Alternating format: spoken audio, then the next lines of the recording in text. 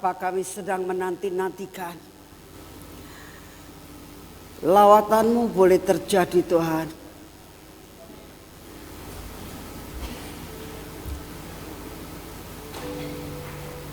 Sampai ke ujung bumi. Bapa, kami sangat merindukan Tuhan. Engkau pakai kami. Kalau pada hari ini Engkau katakan, Engkau memilih kami, Engkau memberikan sesuatu yang luar biasa sebagai penuai-penuai pada jam-jam akhir ini Tuhan. Kami berdoa saat ini, layakan kami. Dan layakan kami untuk dapat menikmati, melihat, dan saat terjadi sesuatu kami ada di situ. Kami sangat merindukan semua ini terjadi dan kami ada Tuhan. Ini waktunya Engkau bicara dengan kami, meneruskan apa yang Engkau mau, apa yang Engkau pesankan kepada kami pada hari ini. Engkau siapkan hati, jiwa, dan pikiran kami Tuhan. Kami tahu Kau ada di tempat ini.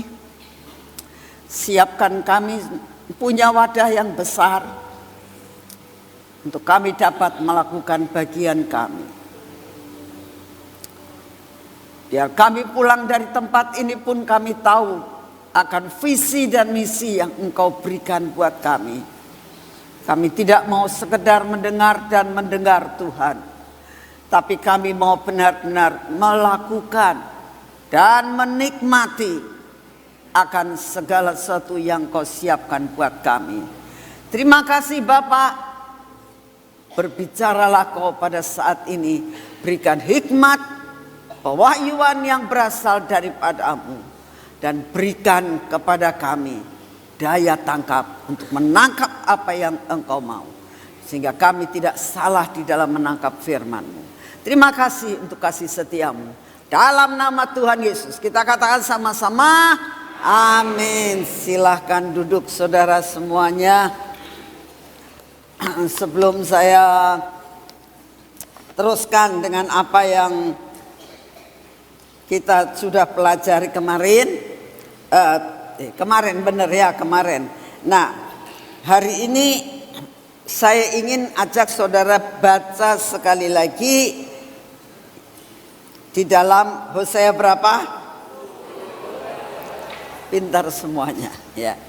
Yuk kita bangkit berdiri lagi. Kita akan baca sekali lagi dan sesudah itu kita akan teruskan akan pelajaran ini, ya. Apa yang Tuhan mau, rema yang saudara dan saya akan dapatkan pada pagi hari ini. Yuk.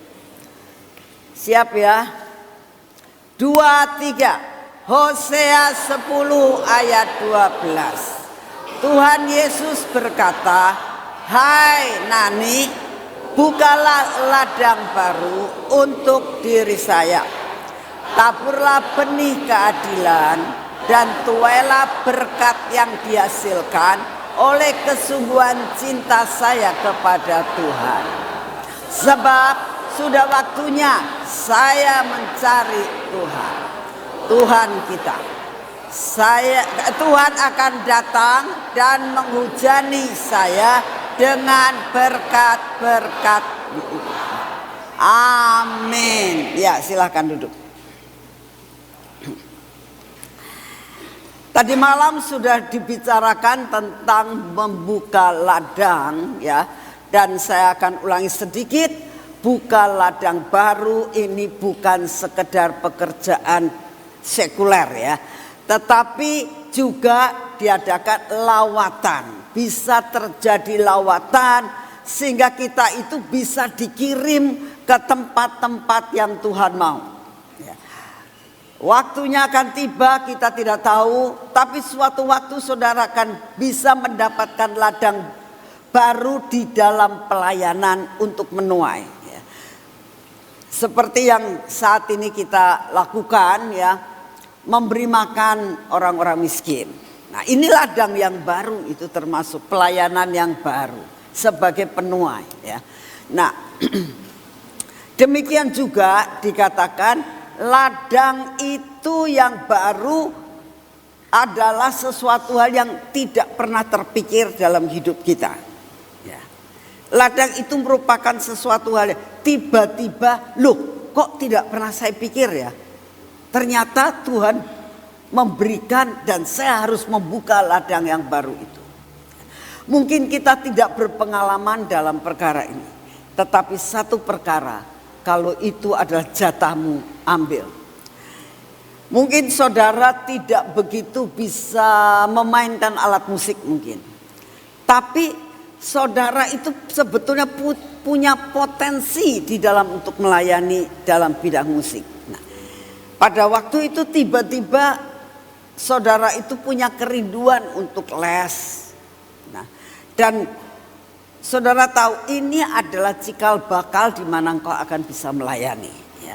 Jadi kita harus tahu yang dinamakan ladang baru adalah sesuatu yang luas. Jangan hanya tergantung daripada pekerjaan secara sekuler. Tetapi berkat yang Tuhan akan berikan itu adalah jasmani dan rohani. Ya. Apapun yang terjadi di dalam dunia, ya, Tuhan itu memberikan perkara yang terbaik. Saudara, pada waktu tadi malam Sophie itu menyampaikan tentang apa yang terjadi di Paris. Tuhan mulai bicara sama saya, mengatakan begini, nak, kenapa aku katakan bahwa kalian ini mendapatkan penghargaan dari Tuhan ya.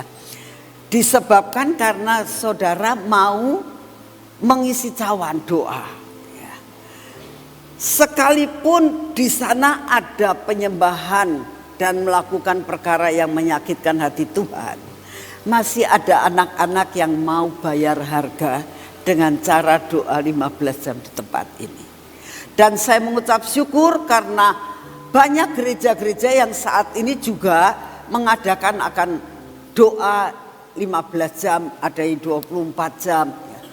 Saya percaya ini akan melanda seluruh gereja-gereja. Amin. Nah, dikatakan mengenai taburlah benih keadilan. Nih, salah satunya. Ada beberapa poin yang kita akan belajar mengenai masalah keadilan ya. Selain daripada saya sudah bicarakan tadi malam. Yang pertama, biarlah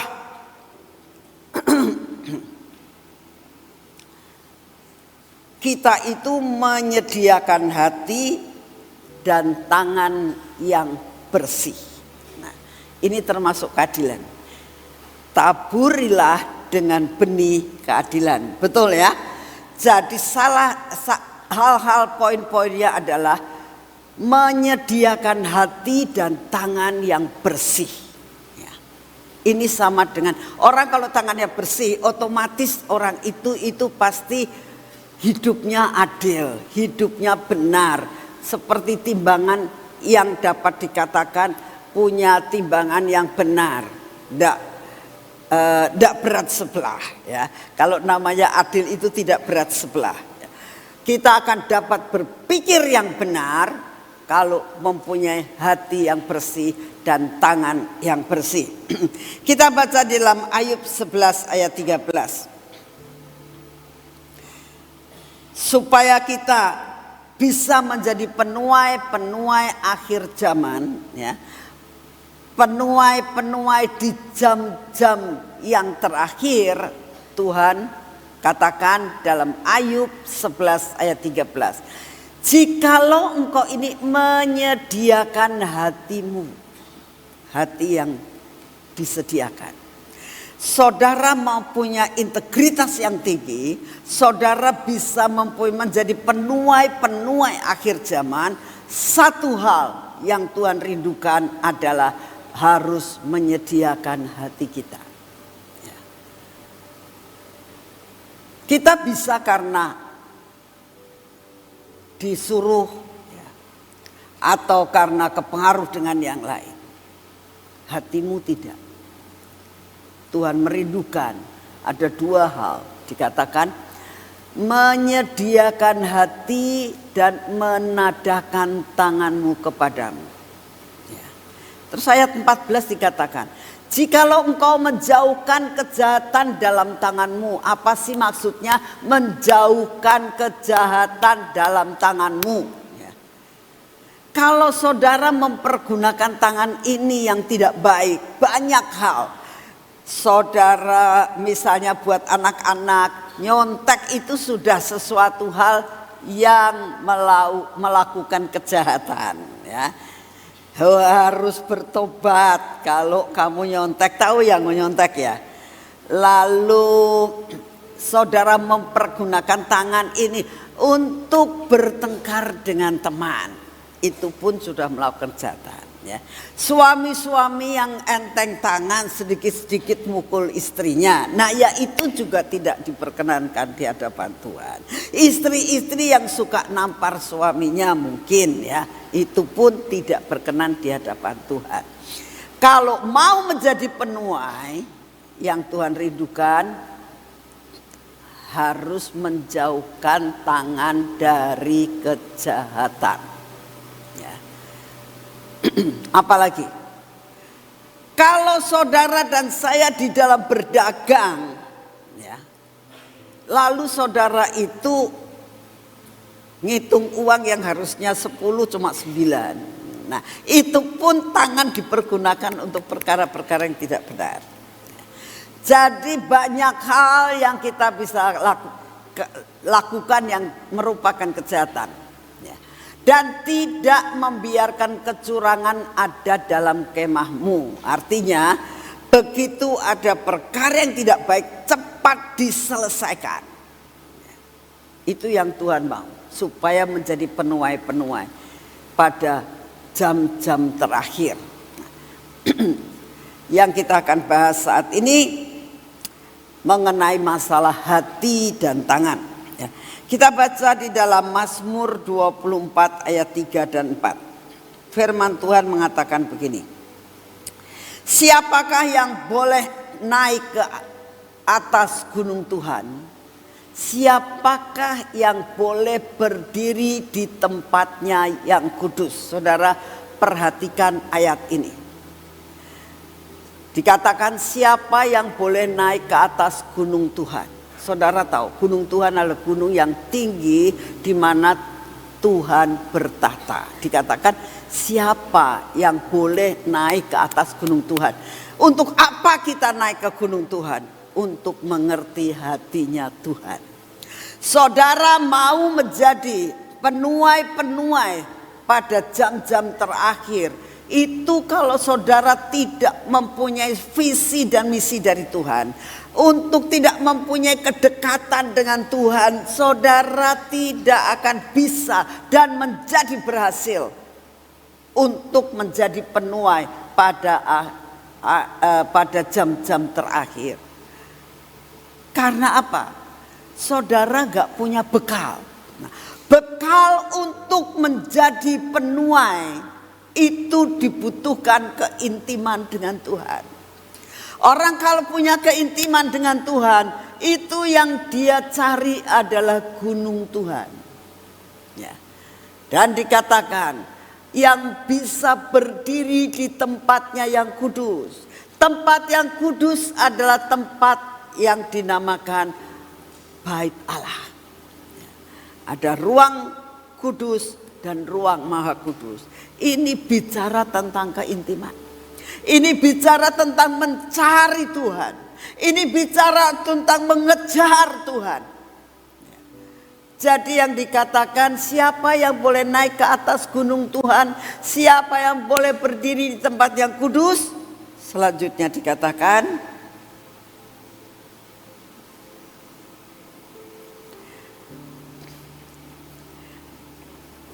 di ayat selanjutnya dikatakan ini, orang yang bersih tangannya dan murni hatinya, yang tidak menyerahkan dirinya kepada penipuan dan yang tidak bersumpah palsu. Tadi seperti dalam ayat Ayub tadi ya. Jadi Tetap bicara tentang apa? Tangan dan hati. Saudara, kejar Tuhan. Karena untuk bisa berdiri dan mendekati gunung Tuhan, itu hatinya harus benar-benar nyantol sama Tuhan. Hatinya benar-benar ngejar Tuhan sungguh-sungguh. Gantung sama Tuhan, tangannya menengadah dan dikatakan, Tuhan ini pakai tanganku untuk melakukan perkara-perkara luar biasa sampai aku menjadi penuai-penuai pada jam-jam terakhir. Nah, dikatakan di mana tidak menyerahkan diri kepada penipuan, saudara yang Tuhan rindukan. Di dalam usaha, kalau Tuhan nanti memberkati saudara dengan mempunyai usaha yang lain, belajar jangan pakai licik. Ya. Licik itu sebenarnya menipu. Ya. Banyak pedagang-pedagang yang licik. Ya. Licik itu apa? Menipu. Ya. Dan Tuhan katakan belajar yang benar. Berapa banyak orang-orang kalau dagang kan suka pakai ngomongnya bersumpah palsu. Ngomong gini, ini harganya berapa? Misalnya kita katakan 50.000. Mahal banget. Ya. 25 aja. Terus ngomong, modalnya aja nggak dapat. Nggak taunya modal ini cuma 10.000, saudara. Nah, ini bersumpah palsu. Ya. Ngomong kalau modalnya aja nggak dapat, sedangkan modalnya itu terlalu murah. Ya. Jadi kita harus tahu, belajar tidak perlu untuk menipu dan bersumpah palsu, tapi kita itu harus cerdik, tapi bukan licik. Gitu ya. Saudara kita sebagai anak-anak Tuhan itu harus cerdik tapi tidak licik. Tapi seringkali kita itu melakukan sesuatu dengan kelicikan. Nah, dengan kelicikan itulah yang membuat ya, saudara tidak akan diberkati. Ya. Dengan belajar untuk kitanya berdagang dengan menipu, melakukan usaha dengan penipuan, itu tidak akan diberkati.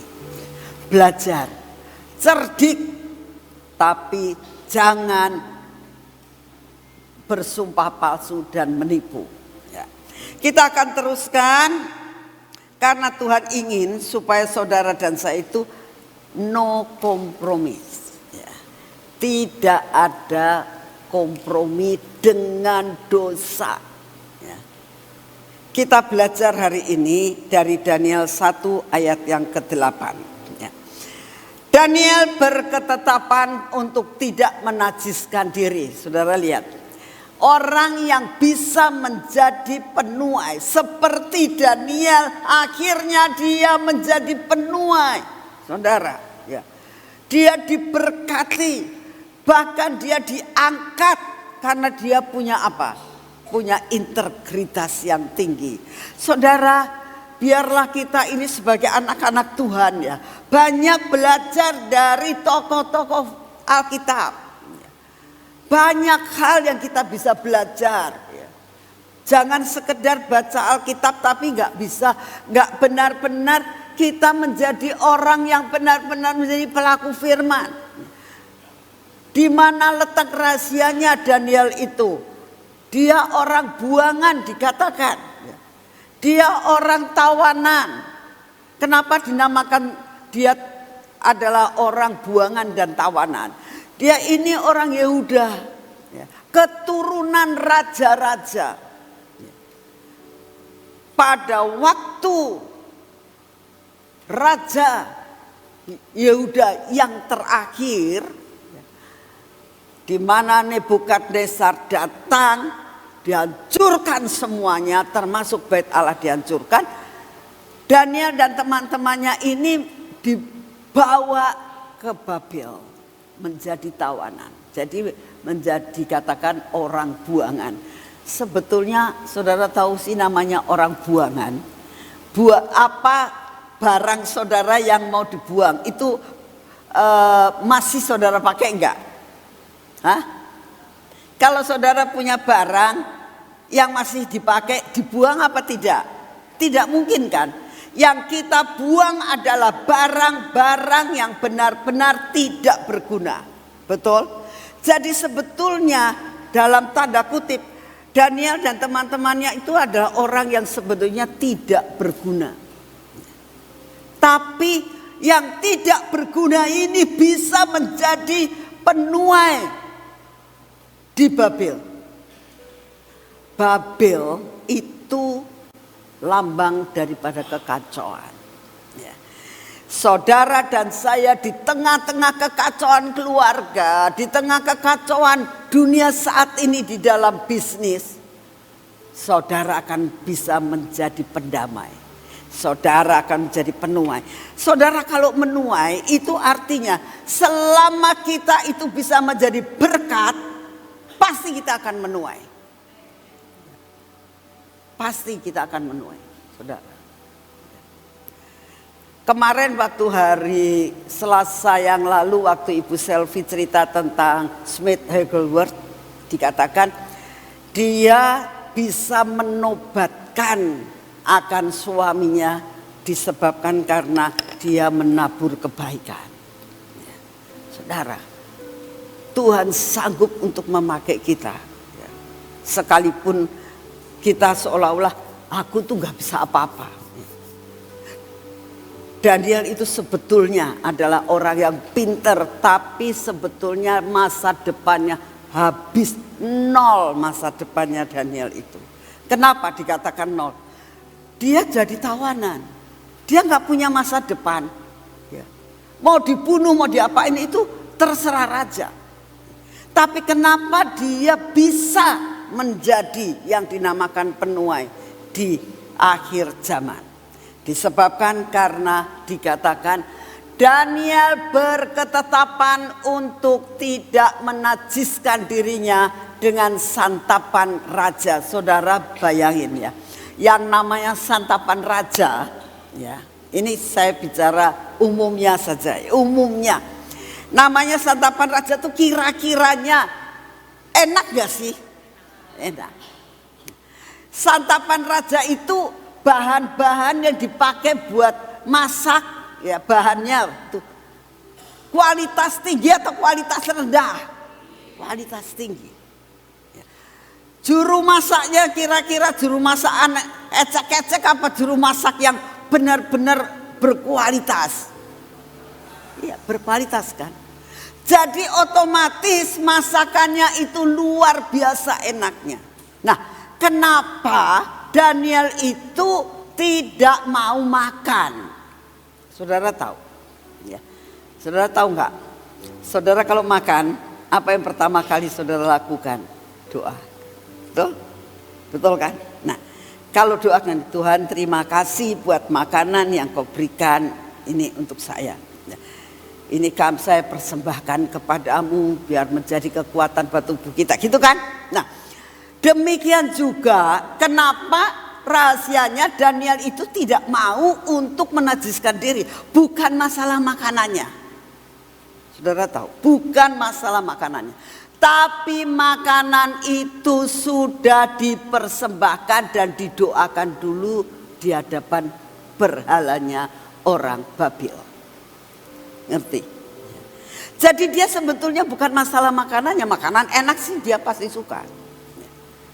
Tapi dikatakan tidak menajiskan diri dengan santapan raja, dengan anggur yang biasa diminum raja.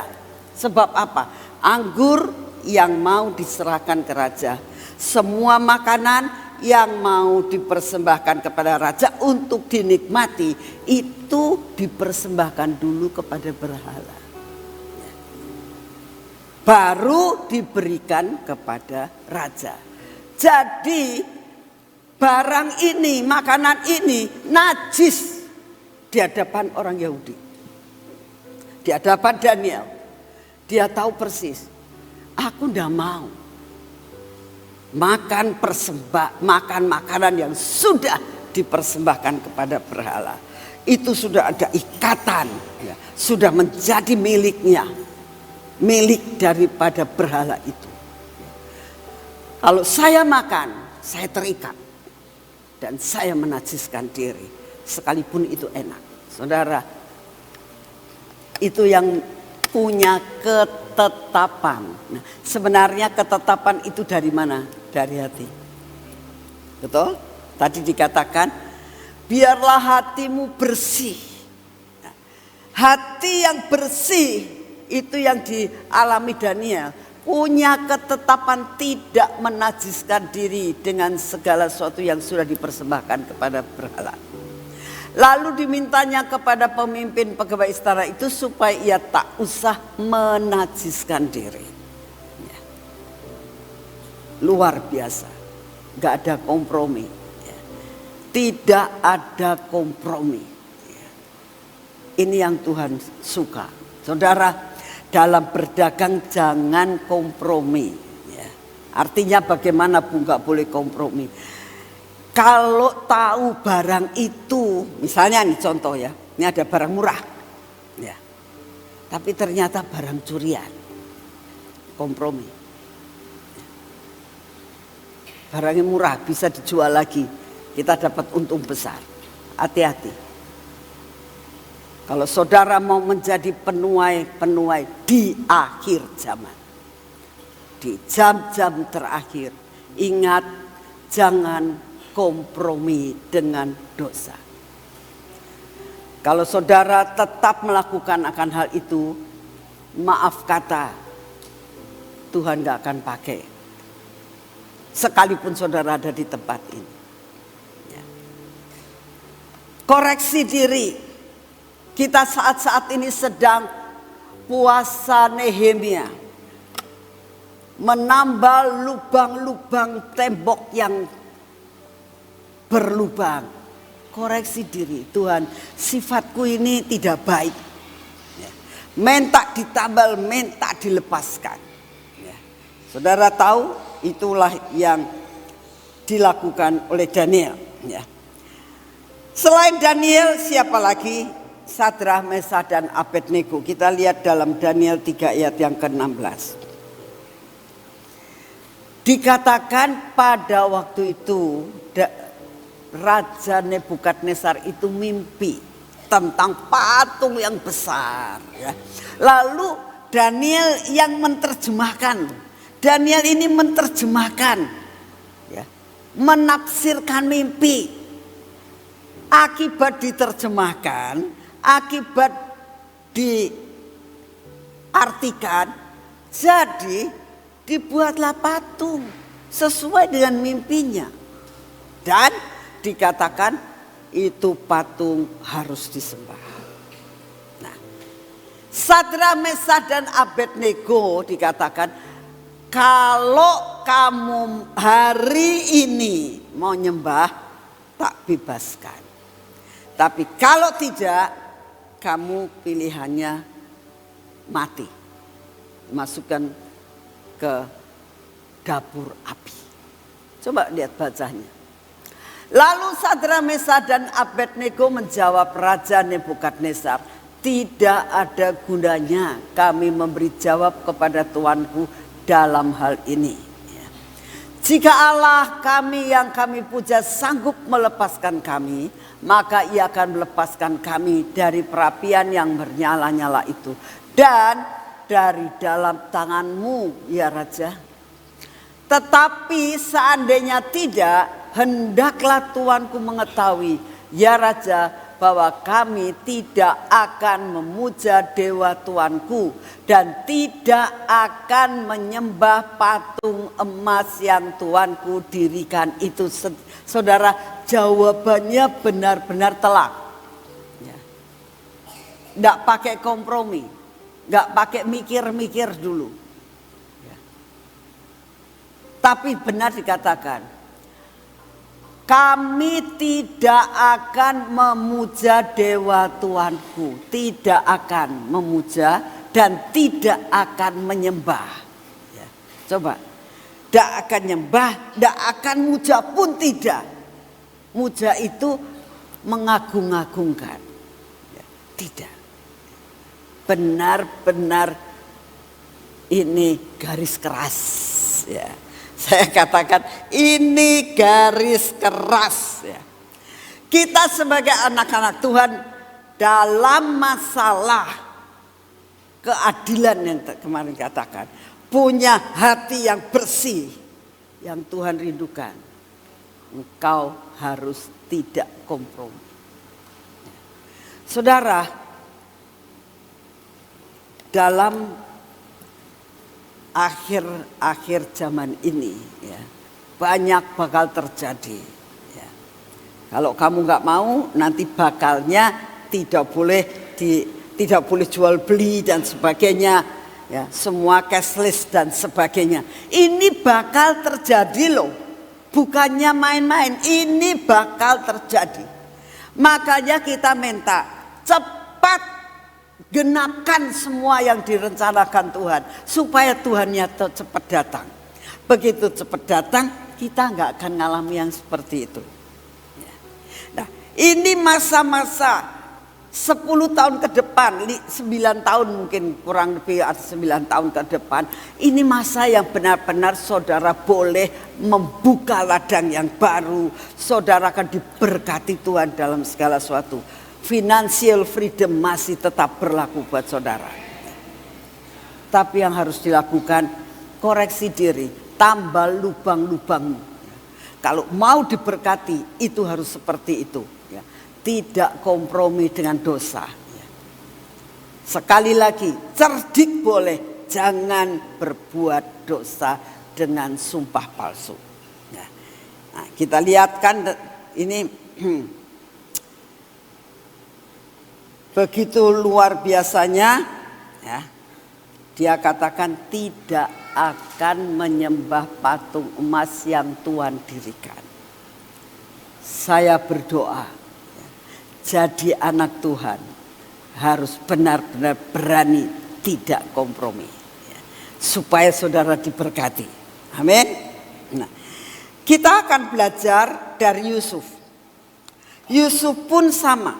Kalau kita lihat Kejadian 39 ayat yang ke-10 ya, dikatakan walaupun dari hari ke hari perempuan itu membujuk Yusuf, Yusuf tidak mendengarkan bujukannya itu untuk tidur di sisinya dan bersetubuh dengan dia. Tidak mau.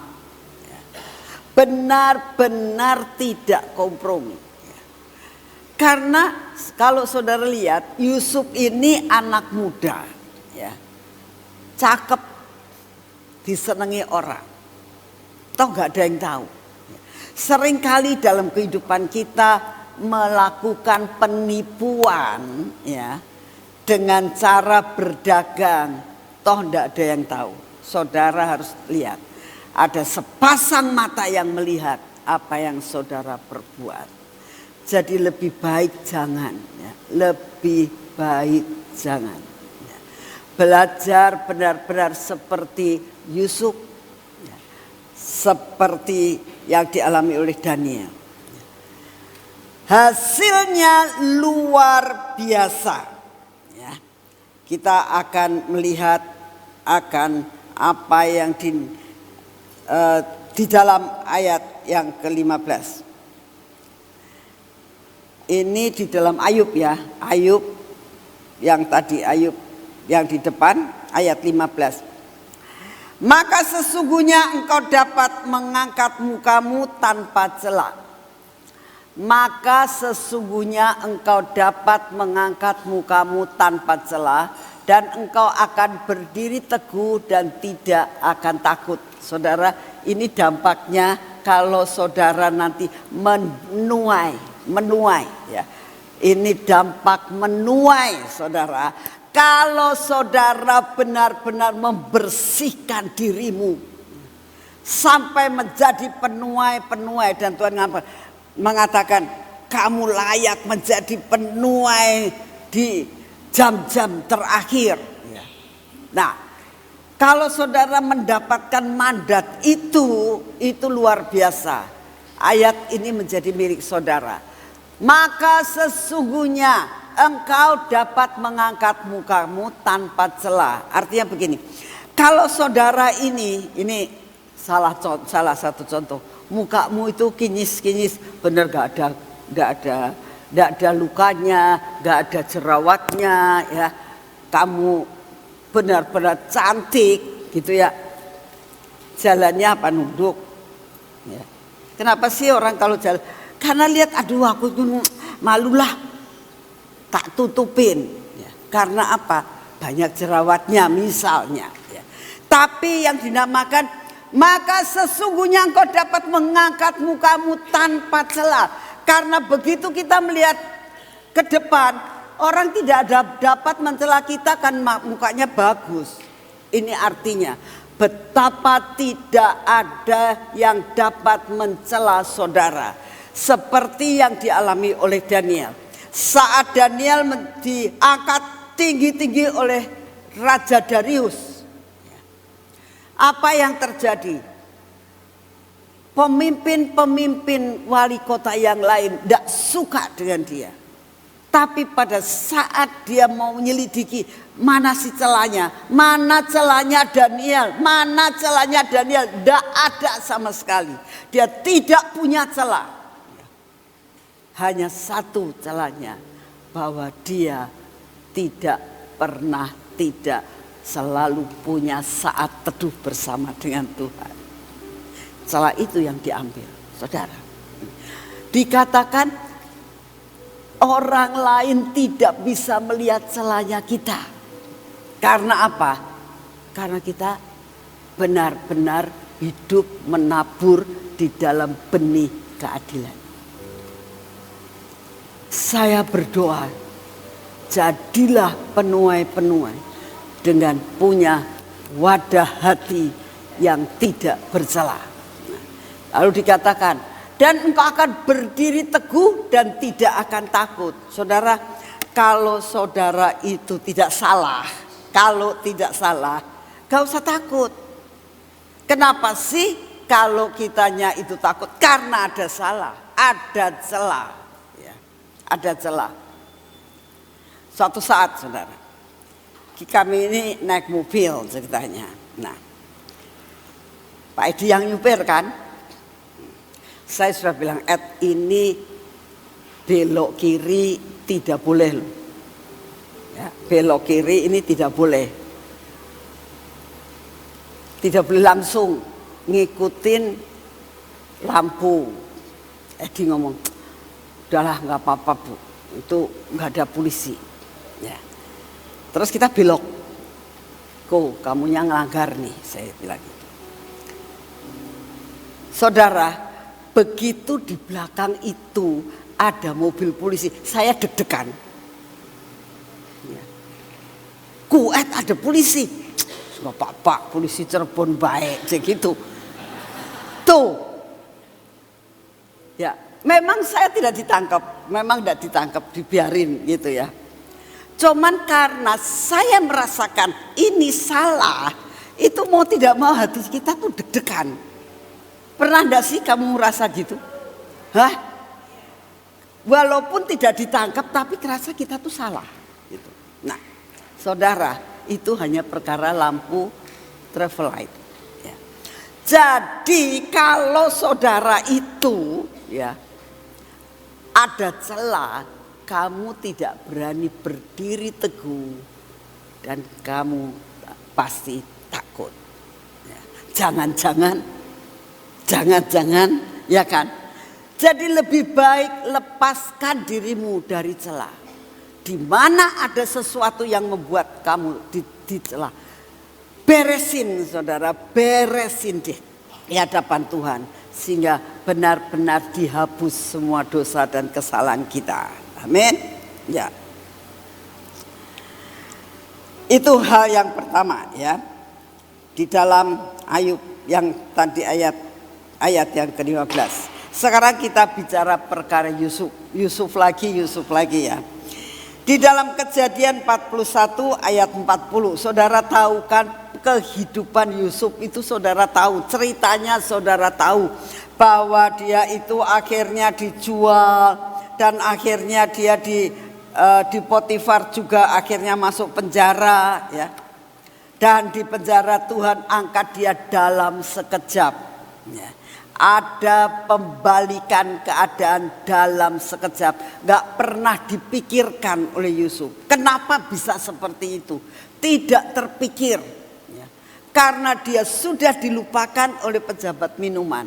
Tapi tiba-tiba terjadi seperti itu tuh tidak pernah terpikir dalam hidupnya. Saudara, kalau sudah waktunya saudara menjadi penuai, ada perkara-perkara yang tidak pernah terpikir dalam hidupmu. Tidak pernah kamu, kok bisa ya? Kok tiba-tiba aku mengalami seperti ini? Ini bisa terjadi dalam hidup saudara dan saya. Percaya? Ya. Dikatakan Yusuf itu akhirnya diangkat menjadi orang yang ternama. Di bawahnya Firaun, orang kedua dari Firaun. Kita baca dalam Kejadian 41 ayat yang ke-40 ya. Dikatakan, engkaulah yang menjadi kuasa atas istanaku. Bayangkan saudara. Saudara bisa bayangkan orang yang bekas di penjara ya, langsung menjadi kuasa atas istanaku. Kepada perintahmu seluruh rakyatku akan taat. Hanya tahta inilah kelebihanku daripadamu. Berarti dia orang nomor 2 setelah Firaun. Luar biasa banget. Dalam sekejap saudara. Bisa terjadi. Demikian juga dalam sekejap.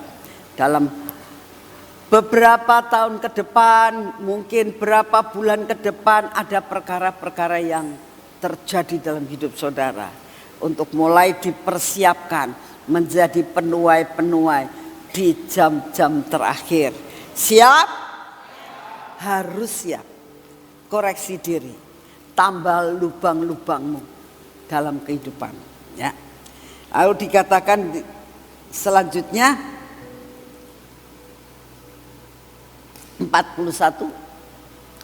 Selanjutnya Firaun berkata kepada Yusuf, dengan ini aku melantik engkau menjadi kuasa atas seluruh tanah Mesir.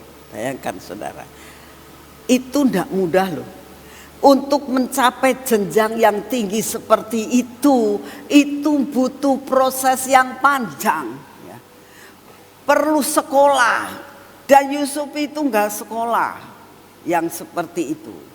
Tetapi kalau saudara lihat akan integritas yang ada dalam kehidupan Yusuf, dia itu sudah sekolah integritas.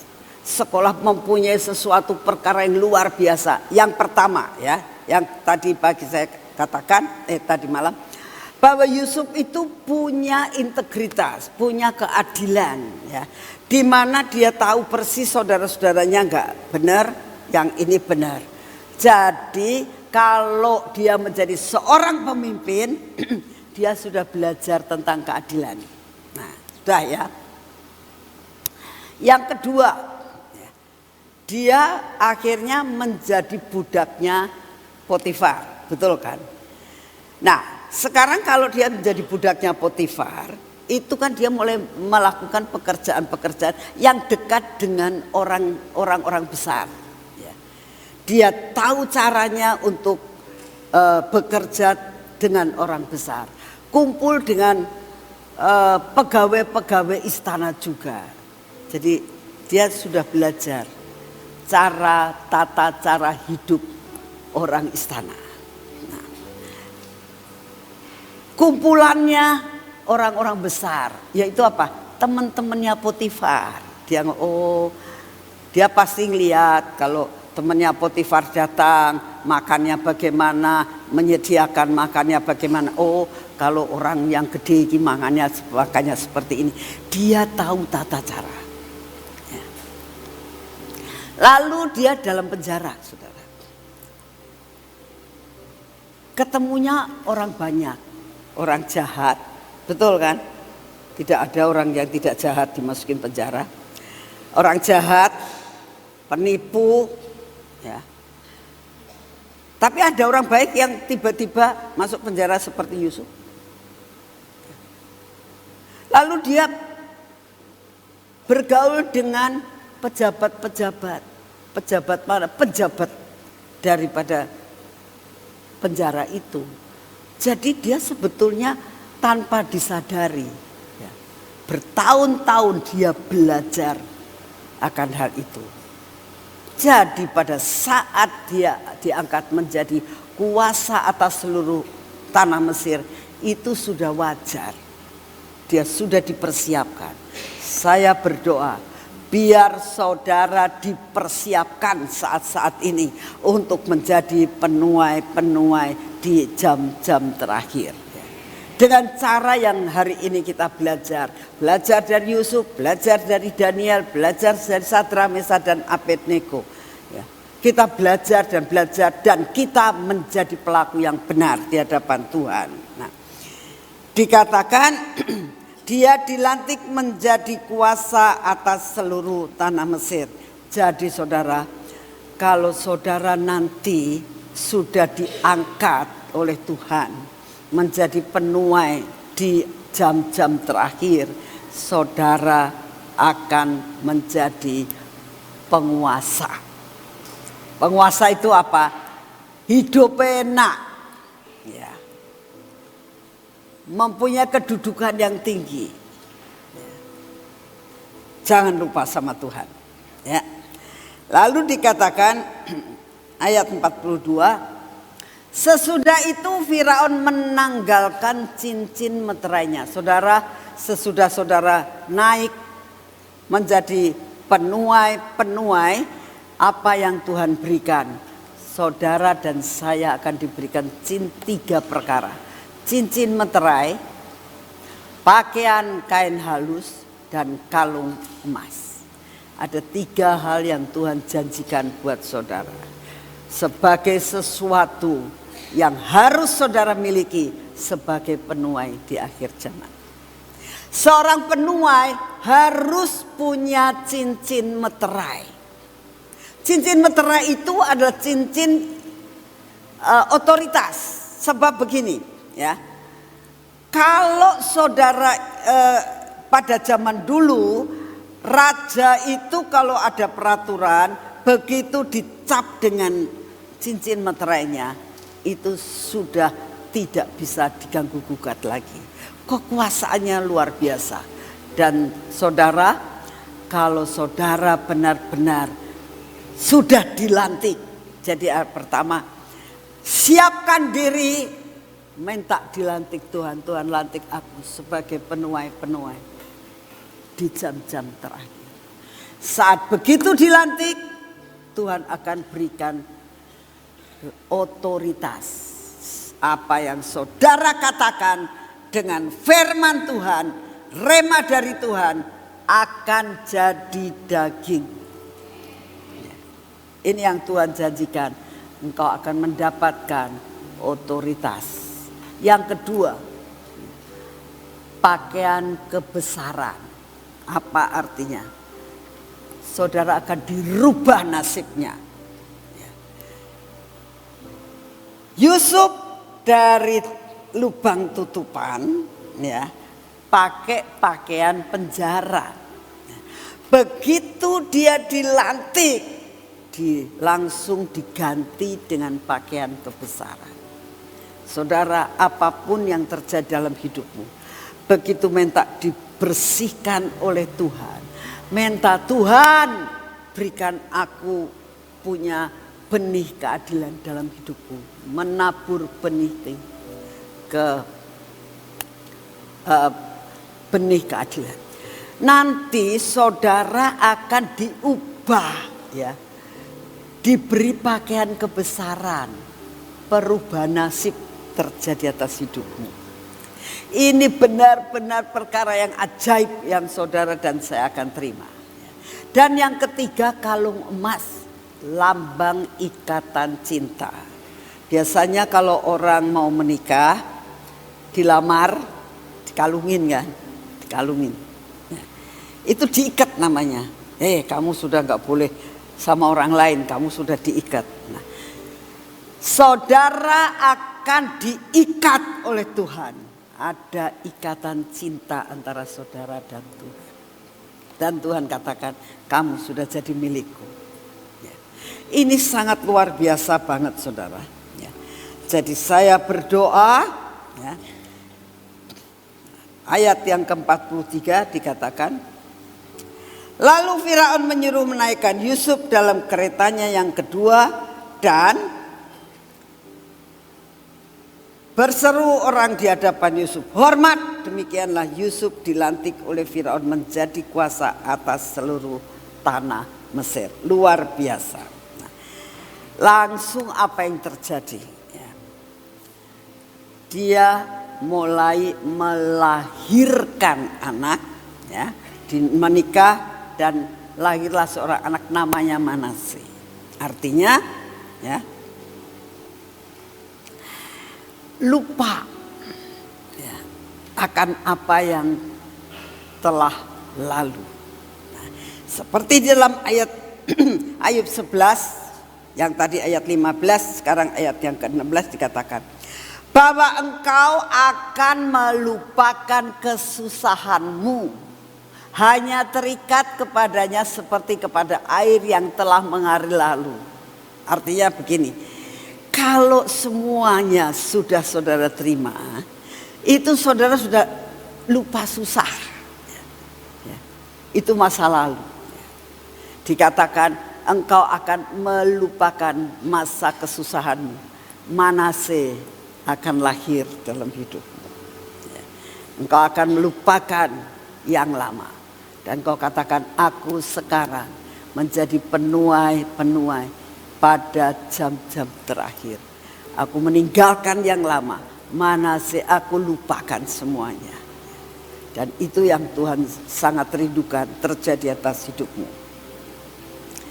Ini bisa dibaca dalam Kejadian 41 ayat 51 dikatakan, Yusuf memberi nama Manase kepada anak sulungnya itu sebab katanya, Allah telah membuat aku lupa sama sekali kepada kesukaranku dan kepada rumah bapakku. Dikatakan lupa sama sekali kepada kesukaranku.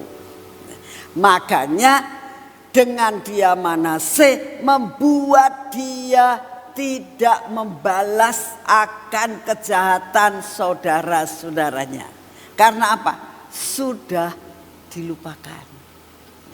Saya berdoa, apapun yang saudara alami dalam kehidupan, orang yang menyakitkan hati, orang yang bohongin saudara, orang yang nipu saudara, yang makan uang saudara mungkin, lupakan semuanya. Lepaskan pengampunan. Pada saat engkau melepaskan pengampunan Manase, ya, maka saudara akan diberkati Tuhan luar biasa. Ya. Kita baca Ayub 11 ayat 17. Kehidupanmu akan menjadi lebih cemerlang daripada siang hari. Kegelapan akan menjadi terang seperti pagi hari. Saudara bisa bayangkan ya, kalau kehidupan itu menjadi lebih terang daripada lampu saat ini, kayak apa enaknya. Ya. Ini janji Tuhan atas hidupmu. Ayat 18. Engkau akan merasa aman sebab ada harapan. Dan sesudah memeriksa kiri kanan, engkau akan pergi tidur dengan tentram. Akhirnya saudara itu enak tidurnya. Kenapa sering gak bisa tidur? Karena pikirannya macam-macam. Ya. Kalau saudara sudah diangkat, saudara sudah dikeluarkan dari penjara, saudara sudah dilantik, saudara sudah menerima yang dinamakan cincin otoritas, diganti pakaian, ya. Dan itu semua janji Tuhan.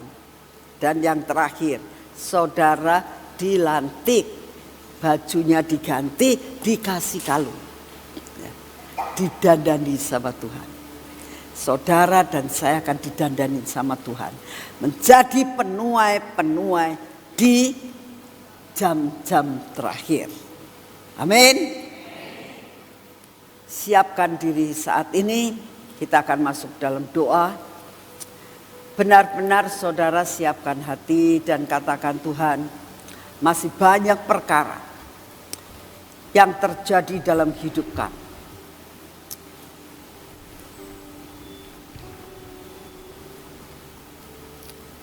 Biarlah sungguh-sungguh Tuhan sendiri yang akan membuat segala-galanya indah pada waktunya. Kalau saudara melihat susah untuk menjadi penuai-penuai, karena persyaratannya terlalu amat banyak, dan saudara dan saya punya banyak kelemahan. Tapi pada hari ini, biarlah kita buka di hadapan Tuhan. Seluruh kelemahan-kelemahan kita minta dicabut sama Tuhan. Biarlah Tuhan yang menghapuskan dosa-dosa kita, kelemahan-kelemahan kita, kelicikan kita, kejahatan kita.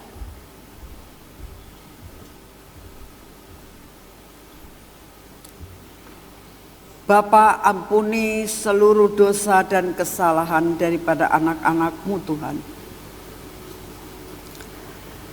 Biarlah anak-anak-Mu ini boleh menerima seperti yang Engkau janjikan pada hari ini.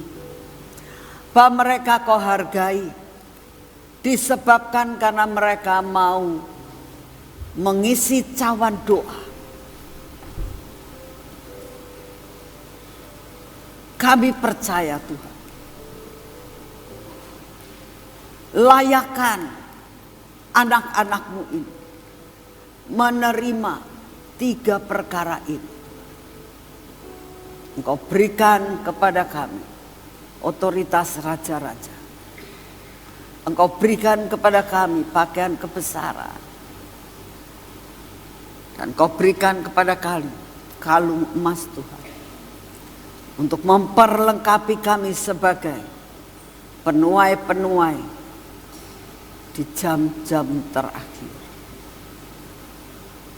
Terima kasih untuk firman-Mu pada pagi hari ini. Meteraikan semua firman-Mu dalam hati kami. Terima kasih untuk semua. Dan saat ini Kau siapkan hati, jiwa, dan pikiran kami, Tuhan. Kami mau memberikan yang terbaik untuk-Mu. Saudara berdoa sama Tuhan. Persembahan yang saudara berikan sama dengan saudara menabur. Menabur akan menuai. Tidak ada suatu taburan saudara yang sia-sia. Tabur di tempat yang subur. Kalau saudara merasakan diberkati hari ini dan kemarin, berdoa sama Tuhan. Berapa saudara mau berikan ini kepada Tuhan? Bapa, Kau kuduskan setiap persembahan kami. Kami akan memberikan yang terbaik untuk-Mu. Terima kasih Tuhan. Engkau gantikan 1000 kali ganda dari apa yang kami akan berikan kepadamu. Ini waktunya Tuhan. Kami mau menuai dan kami mau menabur di tempat yang subur. Dalam nama Tuhan Yesus. Amin.